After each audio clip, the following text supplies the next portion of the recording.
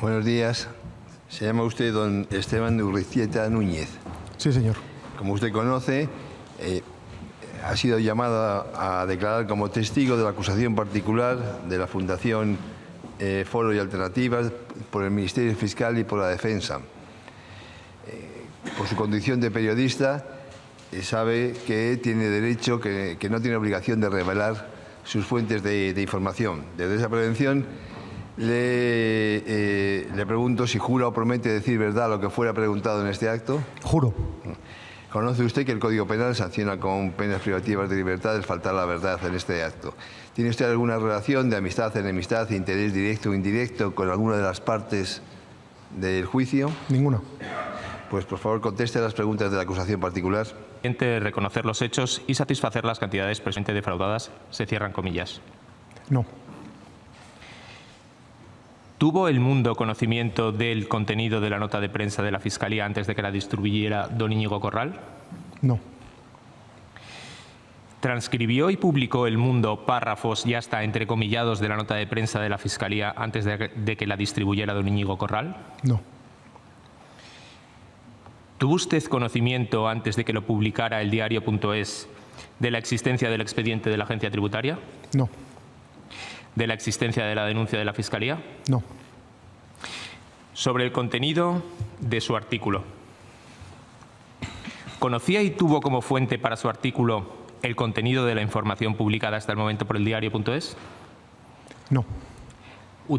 ¿Había leído la noticia del diario.es de 12 de marzo? ¿Había leído cuál era su contenido? Sí. ¿Podía utilizar lo señalado por esa noticia en relación a lo que pudiera ser el objeto de su noticia? Yo creo que es posible que en la información se haga alguna referencia a la información del diario.es, que fue el primer medio que publicó el expediente tributario y la denuncia contra el novio de Ayuso. ¿Pudo utilizar como fuente la propia denuncia? ¿Tenía la denuncia?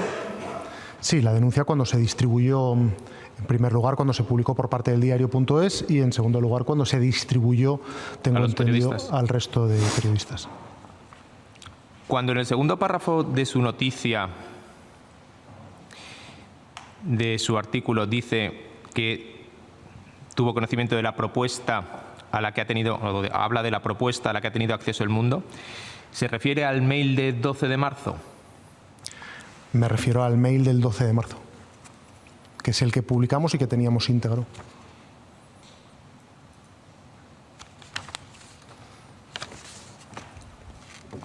Cuando habla a continuación de 400.000 euros para regularizar la situación fiscal y zanjar el procedimiento en la vía administrativa, mediante una conformidad en la vía administrativa, ¿se refería a acontecimientos relacionados con la inspección tributaria previa a la intervención de la Fiscalía? Sí.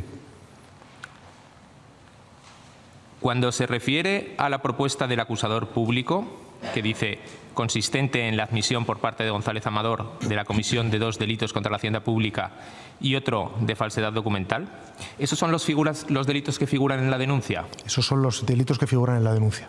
Y hago alusión a esa cuestión porque la información que nosotros teníamos es que la pareja de Isabel Díaz Ayuso quería aceptar un pacto de conformidad en términos ordinarios, protocolarios, como ocurre en tantos y tantos asuntos, ¿no?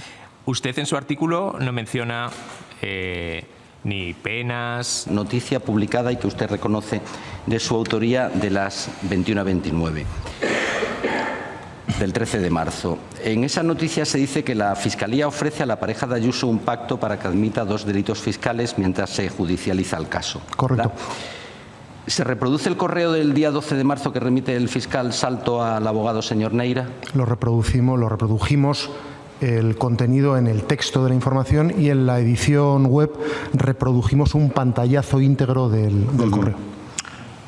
¿Tenían ustedes entonces ese correo del día 12 de marzo? Obviamente. Obviamente. Bien, ¿cuándo accedieron a ese correo? Pues horas antes de la publicación. Horas antes de la publicación de las 21 a 29. Sí. ¿No sabe usted si son 2 horas, 4, 5? No le puedo precisar, pero pocas horas antes. ¿Fue lo que se suele llamar en el ámbito periodístico una exclusiva? Bueno, en ese momento, vamos a ver, en ese momento, en primer lugar, nuestra información contaba algo que no se sabía, que era inédito, que era la existencia de una negociación entre la pareja de Isabel Díaz Ayuso, el señor González Amador, y la Fiscalía. Eso era inédito y, como usted apunta, exclusivo.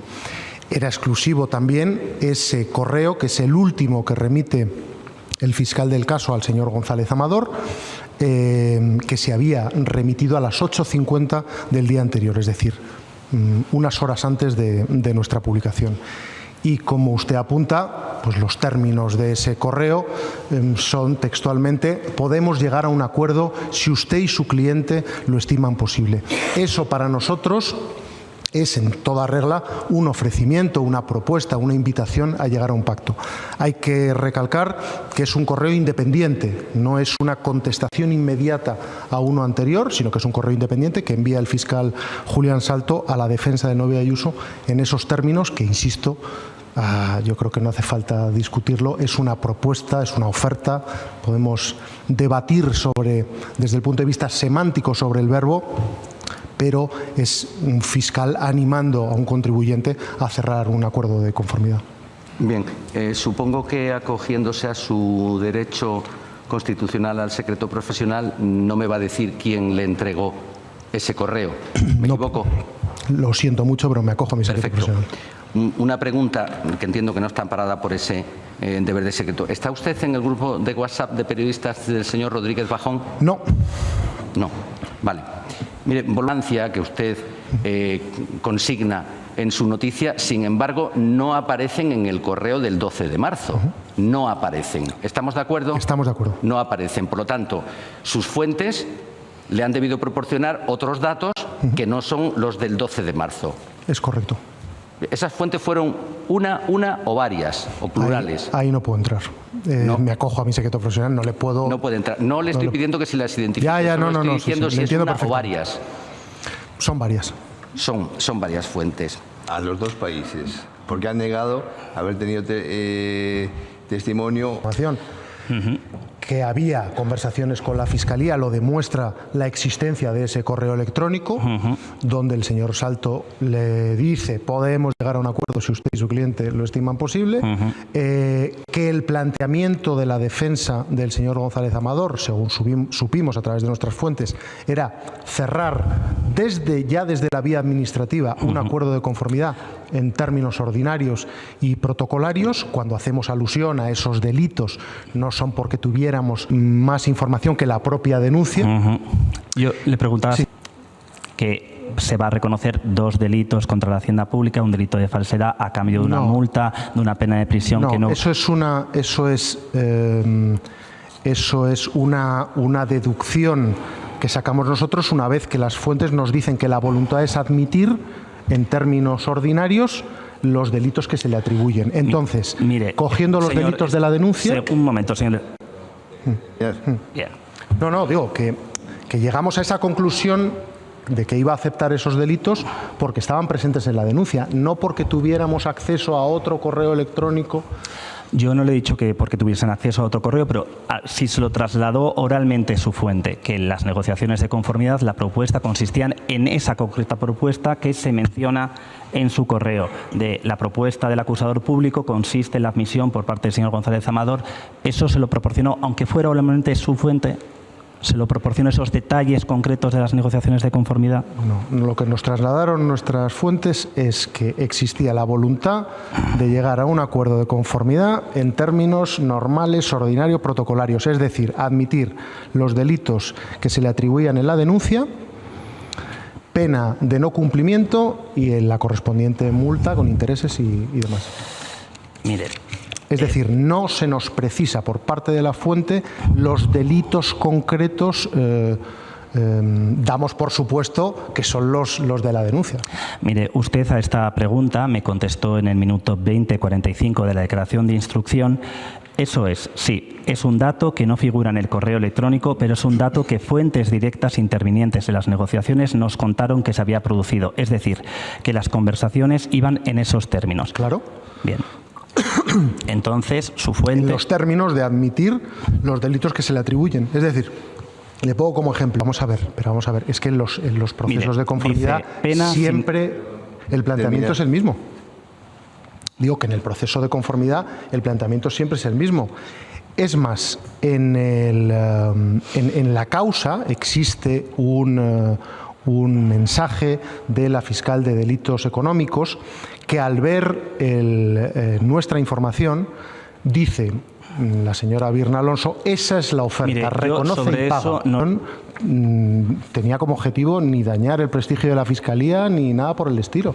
Y me sorprende que se haya recibido esa interpretación por parte de la Fiscalía. ¿Qué hay? Un segundo. ¿Qué hay dañino para la Fiscalía en contar que el día anterior el fiscal del caso se había dirigido al empresario González Amador diciéndole podemos llegar a un acuerdo si usted lo estima posible? ¿Dónde está el desdoro a la institución? Se lo contextualizo, sí, por favor, con la siguiente. Mire, usted participó a los 10 minutos de publicarse la noticia del Mundo a las 21:29 en una tertulia. ¿Recuerda la tertulia? Yo creo que me llamaron en el radio, ¿no? ¿Puede ser? Sí, en la noche de Dieter. Correcto. ¿Recuerda si usted insistió en que le parecía particularmente llamativo que la Fiscalía ofreciese Es que es muy llamativo. Es que es muy llamativo que la Fiscalía se dirija a un contribuyente en esos términos. Yo no recuerdo, y le insisto que hemos publicado durante los últimos años muchísimos procesos de conformidad por delitos fiscales, y yo no recuerdo un mail donde no digo que haya ninguna irregularidad, no digo que haya ninguna irregularidad ni que sea nada punible ni nada por el estilo. Digo que desde el punto de vista periodístico es menos noticia que un contribuyente se dirija a la Fiscalía que la Fiscalía se dirija a un contribuyente en esos términos. Bien. Pero es un criterio periodístico. No interprete que es ni una crítica ni nada por el estilo a la Fiscalía. No. Es simplemente una descripción de hechos. En esa tertulia sugería usted que había algún motivo espurio. No, perdón. Yo no he sugerido, yo me remito a lo que publicamos en la información, porque a lo largo del proceso se ha intentado mezclar varias cuestiones, y ustedes lo conocen mejor que yo.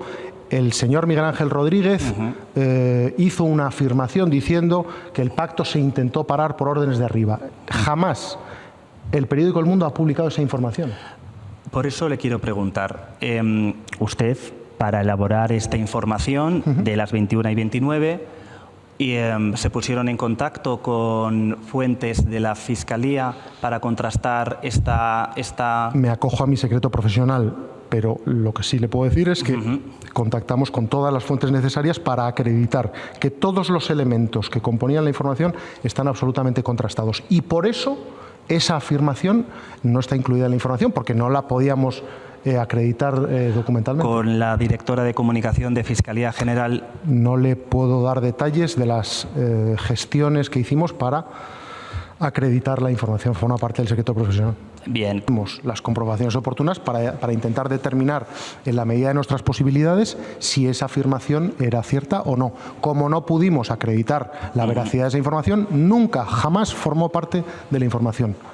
A pesar, insisto, y discúlpeme la reiteración, de que de manera continuada al diario El Mundo se le atribuye esa información como argumento para sostener que la información no es veraz. Ya han visto ustedes que todos los elementos que integran nuestra información son auténticos, veraces y están contrastados. Vamos a ver. Usted, al día siguiente, enriquecía en la información inicial. La información inicial entonces indicaba... Vamos a ver. La nota de prensa de la Fiscalía aportaba una serie de comunicaciones de las que nosotros no teníamos conocimiento cuando elaboramos la información. Entonces, por eso incorporamos los elementos que aparecen en la nota de prensa, que son complementarios, que no desvirtúan en ningún momento el enfoque de nuestra información ni los elementos que la integraban. Pero la nota de prensa indicaba de quién había partido la negociación de conformidad y usted lo incorpora en la noticia. Bueno, haciéndonos eco de la nota de prensa. Bien, y además incorpora el ladillo, justo después del párrafo, el empresario ya había reconocido los hechos un mes antes y mostrado su voluntad de pactar. ¿Por qué considera necesario hacer esas matizaciones en su noticia original? Bueno, porque son complementarias para que el lector tenga cuantos más datos y elementos de juicio, mejor. Ahora, Ninguno de esos elementos desvirtuaba en ningún momento la información inicial, simplemente la enriquecía, la complementaba. No hay más preguntas, señoría.